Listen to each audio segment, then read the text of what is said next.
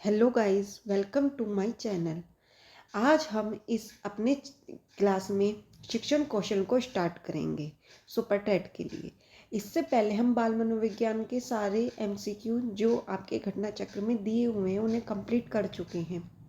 आपने बोला था कि मैम हमें आप प्रैक्टिस सेट कराइए, तो आज से हम अपने शिक्षण कौशल का प्रैक्टिस सेट स्टार्ट करेंगे। अब इसमें हमारे सुपर टेट के लिए जो सिलेबस है वो आपको यहाँ दिया हुआ है कि क्या क्या हमारे सिलेबस में मेंशन है। शिक्षण की विधियाँ, शिक्षण अधिगम के सिद्धांत, वर्तमान भारतीय समाज। आपको मेरे चैनल पर घटना चक्र पूरी बुक का सॉल्यूशन आपको प्रोवाइड होगा। ठीक है, तो हम अभी बाल मनोविज्ञान कंप्लीट कर चुके हैं, हमारी सामान्य ज्ञान चल रही है और हमारी क्या कहते हैं हम स्पीडी से करंट भी कर रहे हैं। अगर आपने नहीं देखा है तो प्लेलिस्ट बनी हुई है, आप देख लीजिएगा। और हमारी हिंदी की क्लासेस भी चल रही हैं। हिंदी आपके लिए केवल सुपर टेट के लिए नहीं, जो भी आप ऑल वन डे एग्जाम दे रहे हो और लेखपाल आने वाला है या DSSP कुछ भी दे रहे हो, KVS, सबके लिए इम्पोर्टेंट है। अब टाइम वेस्ट ना करते हुए, आपको इस चैनल पे कभी भी टाइम वेस्ट नहीं मिलेगा। मैं हमेशा 15 मिनट से मेरे ऊपर कभी वीडियो अपलोड नहीं होती है। तो अब टाइम वेस्ट ना करते हुए अपनी क्लास स्टार्ट करते हैं। तो पहला क्वेश्चन है, और मेरी आपसे रिक्वेस्ट है, प्लीज़ कंप्लीट वीडियो देखिए। आप थोड़ी सी वीडियो देखते हो और बंद कर देते हो। मैं आपके लिए इतनी मेहनत कर रही हूँ, आपके कहने से पूरी बुक का सॉल्यूशन प्रोवाइड कर रही हूँ। स्टूडेंट्स कहते हैं मैं पूरी बुक का सॉल्यूशन दीजिए, तो इतनी तो आप भी मेरे साथ थोड़ा वो कर सकते हैं कोऑपरेट, और बच्चों को आप शेयर कीजिए जो ज़्यादा से ज़्यादा बच्चे जुड़ सकें। तो अब हम स्टार्ट करते हैं। माध्यमिक स्तर पर विज्ञान शिक्षण की विधि है तो कौन सी है? निर्देशन विधि, अन्वेक्षण उपागम प्रयोगशाला विधि, समस्या समाधान और प्रयोजन विधि। ये आप यूपी टेट में पढ़ चुके हैं कि ये सारी ही विधियां हमारे विज्ञान शिक्षण की विधियां हैं। तो कौन सा हो गया? सभी। नेक्स्ट है आपका, समाकलित अधिगम के लिए ब्रह्मस्त्र समूह से आशय है। तो क्या आशय है? क्या है? कक्ष। पहले आप, मैंने ऑप्शन नहीं देती हूँ, इस आंसर नहीं देती हूँ, पहले आप अपने आप देखिए कि कौन सा आंसर हो सकता है। आप अपने आप देखिए कि आपकी कितनी तैयारी है। कक्षा में उपस्थित छात्राओं के एक समूह से, कक्षा में उपस्थित छात्रों के को समूह में बांटने से, समस्त कक्षा से, उपयुक्त से कोई नहीं। तो कौन सा होगा? समस्त कक्षा से। आपको पता है, जैसे समग्र कक्षा का मीन्स क्या है? जब कक्षा में 10 से लेकर 50 तक शिक्षार्थी हों, यदि उनकी शैक्षिक उपलब्धि में पर्याप्त विविधता है तो समूह विषम जातीय हो जाता है, और तब हमें बहुस्तरीय शिक्षण करना पड़ता है। अनेक बार हमें ये मान लेते कि समूह समझाती है, मतलब उसमें हमारा होना चाहिए। नेक्स्ट है, समाकलन के लिए उपयुक्त विधि ब्रह्मस्त्र समूह रणनीतियों को कितनी श्रेणियों में वर्गीकृत किया गया है? तो कितनी श्रेणियों में किया गया है? 4। कितनी? 4। कौन कौन सी है? पहले आप सोचिए कौन कौन सी है। तो कौन कौन सी है? प्रत्यक्ष अनुदेशन विधि, अंत्यक्रिया रणनीति, अप्रत्यक्ष अनुदेशन और अनुभविक अधिगम युक्तियां। एंड में मैं आपको टेलीग्राम पर पूरी बुक प्रोवाइड करा दूंगी, या आप बना भी सकते हैं नोट्स। नेक्स्ट है, प्रत्यक्ष अनुदेशन सामान्यता होता है, कैसा होता है? निगमनात्मक। कैसा होता है? निगमनात्मक।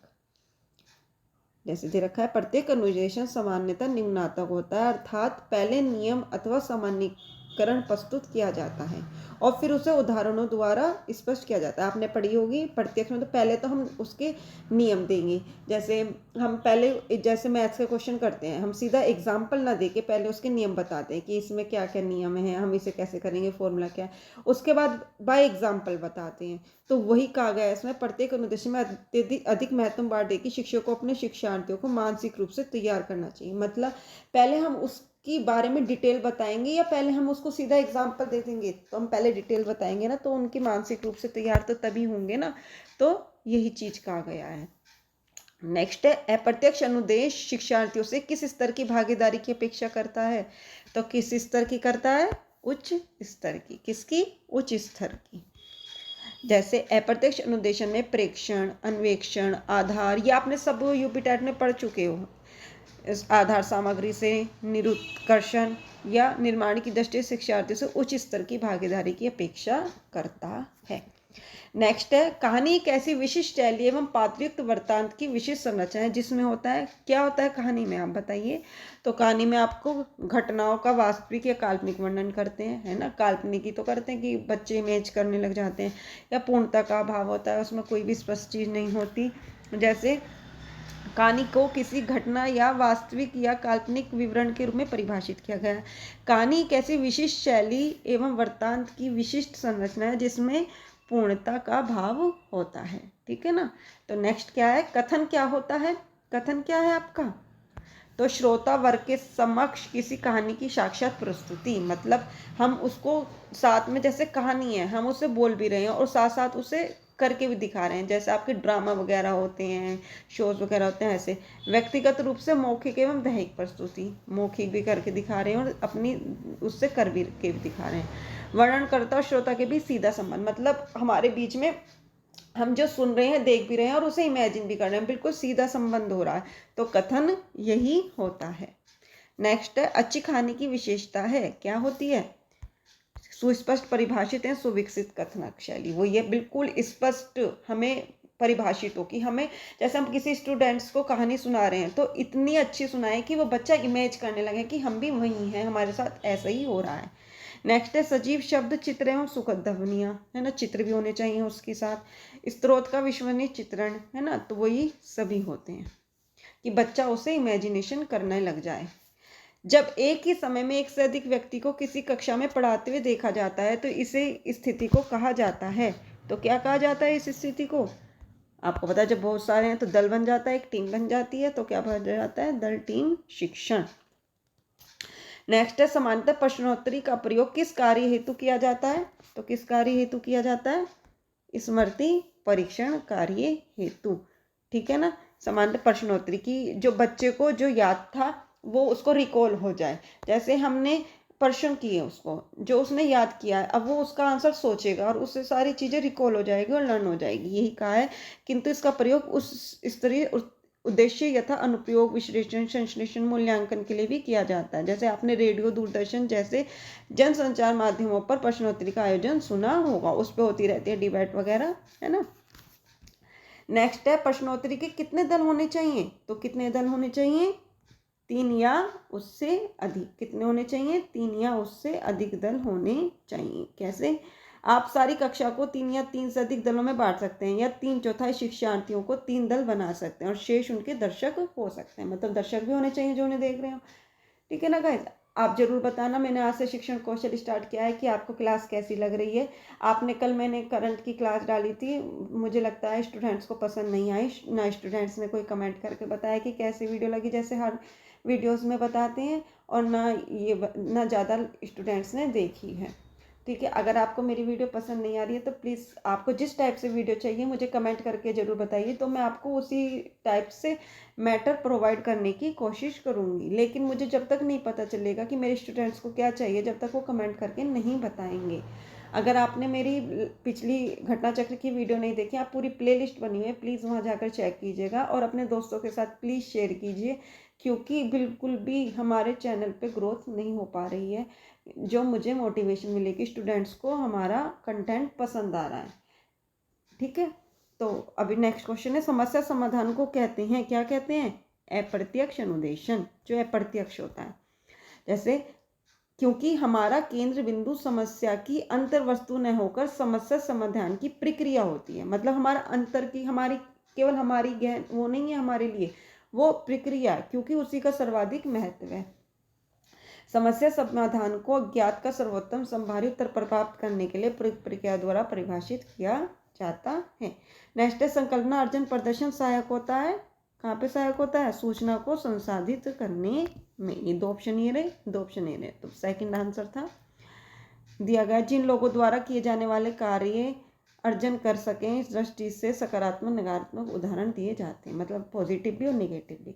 नेक्स्ट है, जिज्ञासा प्रशिक्षण प्रयुक्त किया जाता है, कब किया जाता है, सूचना संसाधित करने में, मतलब जब हम जिज्ञासा प्रशिक्षण कब करते हैं, जब सूचना को संसाधित करने के लिए। इस परादर्श के प्रयोग द्वारा शिक्षार्थी अपने आसपास वाली घटनाओं के बारे में जिज्ञासा, जो उसके आसपास घटित हो रही हो जिज्ञासा से, तो हम क्या, उसे और जानने की इच्छा होगी कि उसमें और क्या क्या हो सकता है। नेक्स्ट है, सहकारी अधिगम में सदस्यों की संख्या कितनी होती है, तो कितनी होती है, 3 से 6। कितनी होती है, 3 से 6। इसमें दिया गया ये रहा, संदर्भ में सहभाजन करते और समूह के लक्ष्य की प्राप्ति करते हुए होते हैं। नेक्स्ट है आपका पारंपरिक कक्षाओं में सूचना प्रदाता के रूप में होता है। क्या होता है? तो वो चाहे स्वर शिक्षक हो, ज्ञान शिक्षक से शिक्षार्थियों की तरफ प्रभावित हो, शिक्षक के पास कौशल या निर्देशन हो, तो सभी होना जरूरी है। तभी हमारे बच्चे हमारी ओर आकर्षित होंगे और उन्हें सारी चीज़ पॉजिटिवली समझ में आएगी। जब तक हम उनको अपनी ओर अट्रैक्ट नहीं करेंगे कि उन्हें समझ में आ रहा है या नहीं, जैसे मैं आपको बार बार कह रही हूँ, अगर आपको कोई चीज़ समझ में, मैं अपनी तरफ से बिल्कुल आपको बेस्ट से बेस्ट मैटर देने की कोशिश कर रही हूँ। अगर और किसी टाइप से कंटेंट चाहिए तो प्लीज़ कमेंट करके ज़रूर बताइए। नेक्स्ट है शिक्षण में परियोजना विधि प्रयोग की जाती है। 2 ये रहे और 2 आपके ऑप्शन ये। आंसर क्या होगा आप सोचिए, तो क्या होगा? शिक्षण में सामूहिक दायित्व के विकास के लिए इसलिए की जाती है। जैसे दे रखा है समग्र रूप से दायित्व के लिए अभिप्रेत है, इसलिए शिक्षार्थियों को भाग लेने के लिए उन्हें और अभिप्रेत करना ही शिक्षक की मुख्य भूमिका है। जैसे हमारे स्कूल में कुछ भी फंक्शन हो रहे हैं, अगर बच्चे इसमें पार्टिसिपेट नहीं करेंगे तो उनकी कैसे जिज्ञासा जागृत होगी, वो कैसे एक्टिव होंगे? तो हम शिक्षक का ये दायित्व होता है कि उन्हें ज़्यादा से ज़्यादा जागरूक करें, उनको एक्टिव होने के लिए, उन्हें भाग लेने के लिए ज़्यादा से ज़्यादा प्रेरित करें। नेक्स्ट है क्षेत्र प्रेक्षण से आशय है। क्या आशय क्षेत्र प्रेक्षण से? तो शिक्षार्थी द्वारा अपने परिवेश सक्रिय प्रेक्षण करने से, मतलब कि जैसे उसमें इस प्रकार के उससे होता है कि जैसे बच्चों का जीवन कैसा है, भूगोल कैसा है, गणित कैसा है, मतलब कि जैसे अपने घर का वर्णन, क्षेत्र प्रेक्षण मतलब अपने घर का वर्णन, जहाँ पे वो रहते हैं उसके घर में क्या हो रहा है, विद्यालय आते समय रास्ते में देखी गई चीज़ें, जो भी पढ़े हैं, वृक्ष, कीड़े मकोड़े, तो उनका वर्णन वो अपने शब्दों में करें कि क्षेत्र प्रेक्षण कहते हैं कि उन्हें कितनी नॉलेज उनसे मिल रही है।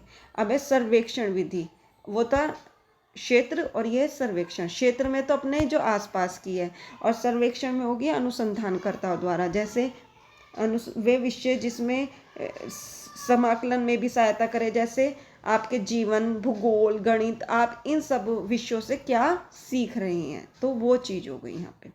नेक्स्ट है संज्ञानात्मक क्षेत्र के उद्देश्य के लिए कौन सी क्रिया शब्द सहायक होती हैं? तो कौन सी होती हैं? सभी टाइप की होती हैं, चाहे वे विभेद करना, तुलना करना, उल्लेख करना, सभी आपकी होती हैं। नेक्स्ट है छात्रवृत्ति का खाता बैंक में किस आधार पर खोला जाता है? तो ये चीज़ पूछी जाती है कि क्योंकि खाते वगैरह भी खुलवाते हैं, तो बचत शून्य ओपनिंग बैलेंस पर। नेक्स्ट निर्माणात्मक मूल्यांकन होता है। कैसा होता है? अधिगम प्रक्रिया में लगातार, जो लगातार होता रहे, ऐसे दिया गया है। निर्माणात्मक मूल्यांकन शिक्षण अधिगम प्रक्रिया का एक भाग है और बच्चों की प्रगति के बारे में लगातार प्रतिपुष्टि प्रदान करता है। जैसे जो बच्चों के फॉर्मेटिव असेसमेंट, मतलब जो हम वीकली लेते हैं या महीने में लेते हैं, उससे हमें ये पता चलता है बच्चों की कितनी तैयारी है, कितना उन्हें लर्न हो रहा है। एक तो होता है सबमिटिव, एक होता है फॉर्मेटिव। सबमिटिव होता है हाफ ईयरली और फाइनल जो एग्जाम होते हैं, जैसे एक बार पूरा कि बच्चा दूसरी क्लास में आ जाता है, लेकिन फॉर्मेटिव में महीने के, मंथली लेते रहते हैं, तो उनसे हमें उनका पता चलता रहता है कि वो कहाँ पर, किस स्टेज पर पहुँच गए हैं। नेक्स्ट है व्यापक मूल्यांकन से आशय है, तो सभी आशय हैं, चाहे वो ये हो या ये हो। नेक्स्ट है मूल्यांकन में प्रयुक्त सर्वाधिक प्रचलित उपकरण है, तो कौन सा है आपका सर्वाधिक प्रचलित उपकरण? तो इसमें भी उपयुक्त सभी। अगर मैं ऑप्शन बोलूँगी तो बहुत लंबी वीडियो हो जाएगी, तो आप अपने आप देख लीजिएगा। नेक्स्ट है बालक, क्योंकि बच्चे इतनी ही वीडियो नहीं देख रहे हैं तो इतनी लंबी और तो कहाँ देखेंगे। बालक प्राथमिक विद्यालय स्तर पर किस रूप में भाषा सीखना प्रारंभ करता है? तो किस रूप में करता है? सचेतन रूप से, ठीक है ना। भाषा शिक्षण का मुख्य उद्देश्य क्या है? तो क्या उद्देश्य? दोनों, ये बेहतर समझ होनी चाहिए, सुनना, बोलना, पढ़ना, उनका विकास होना चाहिए। सभी चीज़ में LSRW तो इम्पोर्टेंट है, हमारे हिंदी में भी आता है, इंग्लिश में भी आता है, सुनना, बोलना, पढ़ना, लिखना। नेक्स्ट है सुनना और बोलना, इनमें से कौन से कौशल के अंतर्गत आता है? ये आपने पढ़ा होगा, ये इंग्लिश में भी आता है जरूर और हिंदी में भी। तो ये आता है सुनना, ठीक है, ये आता है अंत्य संबंधी कौशल में, और बोलना, दोनों, सुनना, सुन रहे हैं और बोल रहे हैं, ठीक है। और नेक्स्ट है भाषा कौशल विकसित करने की प्रमुख युक्ति है, कौन सी है? सारी है, आपको पता है, कहानी कथन भी है, हम अपनी भाषा से उसे प्रकट कर सकते हैं, प्रश्नोत्तर द्वारा भी, पहेली निबंध द्वारा भी, तो सभी इम्पोर्टेंट होती हैं भाषा कौशल में क्योंकि हम इसमें सब में अपना बोल के व्यक्त करते हैं। नेक्स्ट है कहानी कथन के द्वारा किस भाषा का कौशल विकास होता है? तो इसमें भी सुनने का कौशल भी, वाक कौशल भी, लेखन कौशल भी सभी के द्वारा विकास होता है। और आज का लास्ट क्वेश्चन है, शब्द निर्माण खेल में किस भाषा कौशल का विकास होता है? तो इसमें भी सभी का होता है, बोलना का भी, समझने का भी, बोधन का भी, तो सभी प्रकार के कौशल का विकास होता है। तो गाइस आज ये टॉप 30 क्वेश्चन थे। प्लीज़ मुझे कमेंट करके जरूर बताइएगा आपको ये वीडियो कैसे लगी।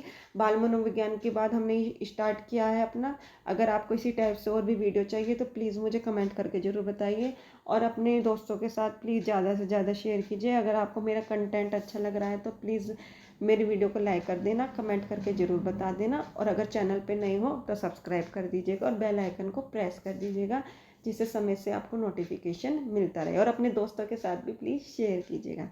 आज के लिए इतना ही। Thank you.